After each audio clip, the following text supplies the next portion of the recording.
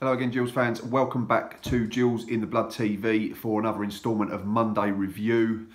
Looking back at what was an absolutely fantastic result at the weekend as the Gills travelled to Glanford Park and saw off fourth place Scunthorpe by 3-1, courtesy of goals from the skipper, again Lee Martin, and then Josh Parker and Tom Eves. An excellent away win. So we're going to do the usual. We're going to have a look at the newspapers and a chat about everything that happened over the weekend, amongst other things.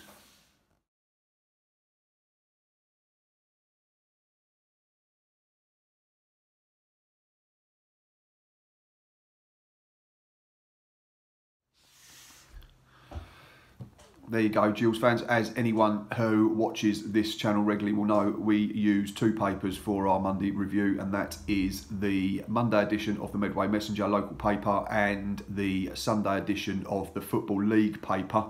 Positive Gills on the march is the headline in the Football League paper. Steve Lovell reckons his in-full Gillingham side are starting to believe in themselves at just the right time following a third win on the spin, as goals from Lee Martin and strike duo Josh Parker and Tom Eves sealed the points for the Gills and an impressive display over high-flying Scunthorpe at Glanford Park. All of the players did brilliantly, said Gills boss Lovell. We've been in that position a few times this season, but we've sat back and let teams get back into it. We've been working hard on that and making sure we keep trying to score. Great to see. Again, still looking to improve, still looking to push on, get better in certain aspects of our game despite the great run of form. And it's wonderful to see this positive Gillingham, new Gillingham if you want to call it, and long may it continue.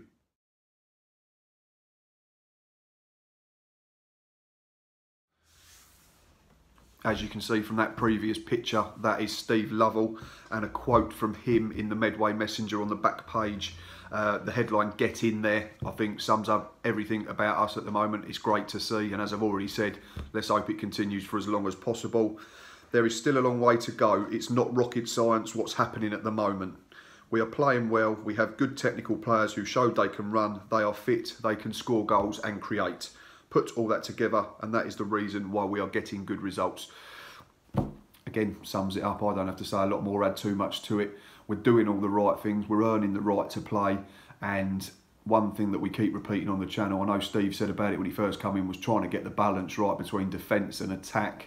Defensively, I think there's only a handful of sides now that are better in the division, that have conceded less than us, and we are now starting to score more, create more chances on a regular basis. And I think it was Gary Wade, who does the Gills stats on Twitter, a very good page if you're not following that, said that it's the first time in quite a while, I'm not sure exactly how long, that Gills have a positive goal difference. So great to see, and another tick in the things done list for Steve Lovell and his staff. Yeah, excellent performance. And with this more attacking brand of football, this more attractive brand of football that Steve Lovell's got us trying to play, whilst all the time keeping us tight at the back, there are obviously more chances being made for the team on the whole, but in particular for these two people coming up on your screen now.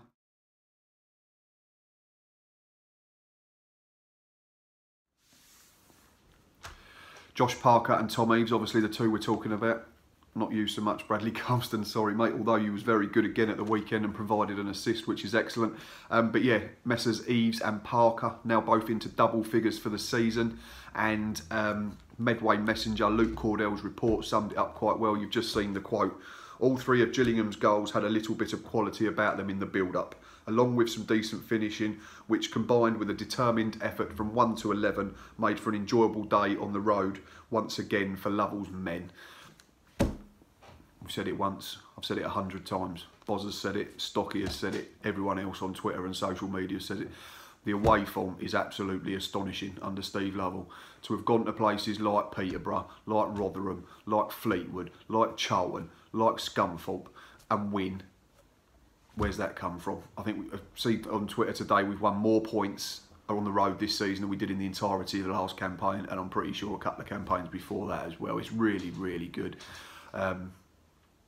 I said on the Facebook page, I think at the weekend, that it must be incredible to be travelling around the country and watching us play at the moment. And my only regret at the moment, unfortunately, is I can't afford to do it myself. But fair play to everyone that's stuck at it, because at the beginning of the season, I think you went 5 away games without even seeing a goal. So well done to everyone that goes in their numbers. It's absolutely brilliant to see, and fair play, because you're now getting your rewards, as are the players and the staff, as are Josh Parker, as are Tom Eaves.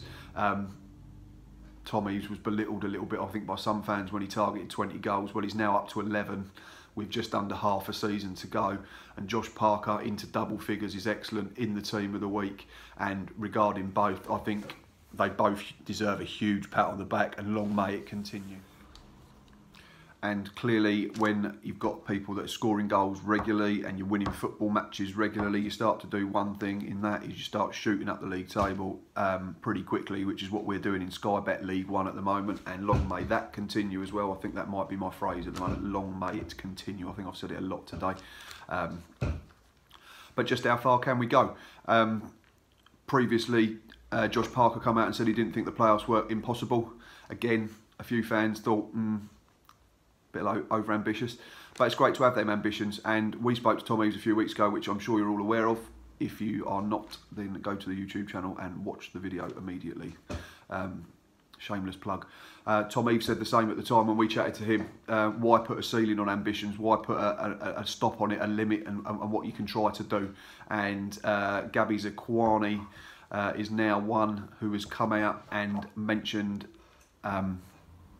perhaps how far we can go, not mention the word playoffs, but he has said the following.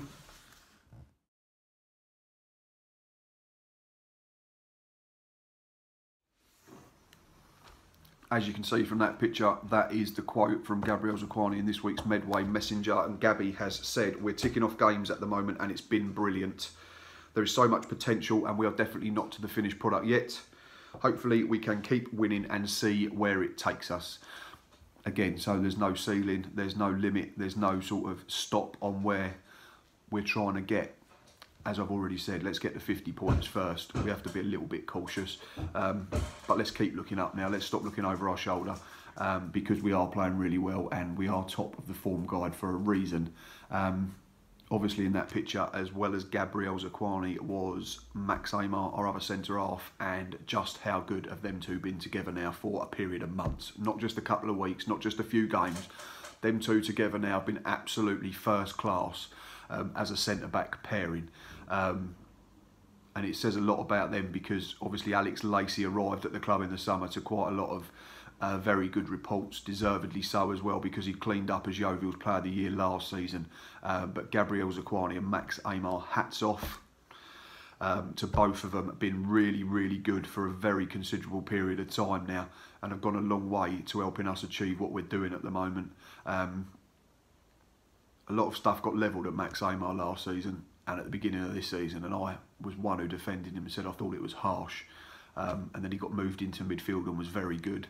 Then he moved back to centre-half, and since then, him and Big Gabby.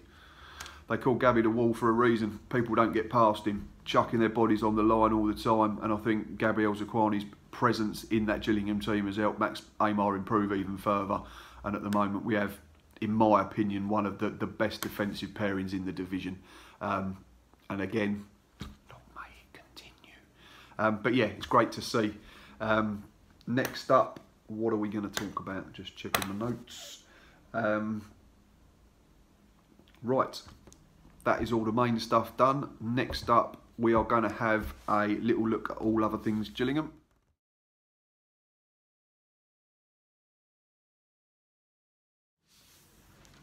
Right, before I start finishing up, we are just going to go through a little bit of news in brief that's in the local paper, just a few bits that you may have missed throughout the week. You may have already heard them, but we're going to do it anyway. Aaron Simpson gone out on loan to Margate for a month. I think that's a great move. Hopefully he'll get some games there. Men's football, proper football matches. Won't do him anything but good, which is good to see. And also young Jack Tucker has gone to Greenwich Borough, I believe. On a work experience deal, which means he can stay there as long as possible. It's not constrained to a time frame. It's not a month, 2 months. It can be as long as he wants to be there, which is excellent. And again, that can only be of a benefit to him. And a little bit of news about 2 players that were released last week. Steve Arnold, surprise, surprise, has joined Barrow, managed by a certain Adrian Pennock. I hope Steve does really well up there, because I thought at the time, I see him play at home to Southend in the Checkatrade Trophy and he didn't do anything wrong, and the reports were that he was very good away at Colchester in the same competition as well. He ended up with a broken nose and he only played 180 minutes for us, bless him. But I didn't think he did anything wrong at all. I know Glenn Johnson spoke really highly of him in training and on match days, etc. So good luck to Steve at Barrow. And one other is Jesse Starkey, him of the 20 minutes against Scunthorpe back in September, has joined Worthing on a permanent basis after his short-term deal with us expired. So good luck to Jesse. And finally, before I go, we have an England call-up. England have called up Gillingham youth keeper Joe Walsh to the England under-16 squad, which is great to see. The 15-year-old will be embarking on a 10-day training camp at St George's Park next month. Walsh has been with the Gills since the age of 11 and will be starting a 2-year scholarship at the club next summer. Schoolboys development manager Brian Ball, speaking to the club's website, said, "I'm delighted for Joe, who has worked so hard since he joined us as an 11-year-old. He is not only a talented young man, but also a personable and likeable individual who all at the academy are absolutely delighted for. Great credit must also go to lead academy goalkeeper coach Spencer Creedon." And finally, we've already mentioned him once, Jack Tucker alongside Ryan Huckle and Henry Woods all signed first professional deals last week, so congratulations to all 3 of them. The latest in a good line of promising youngsters that we have at the football club. That is it from me today. Hope you've enjoyed it. You know what to do. We are very close to 200 followers on Instagram, so please tell everyone about us. We are 7 away from 650 on YouTube and about 30 away from 650 on Facebook. So if you feel the need to tell people about us that want to subscribe and want to follow, that'd be great. If not, no problem. Thanks for your support. Until next time, up the Gills.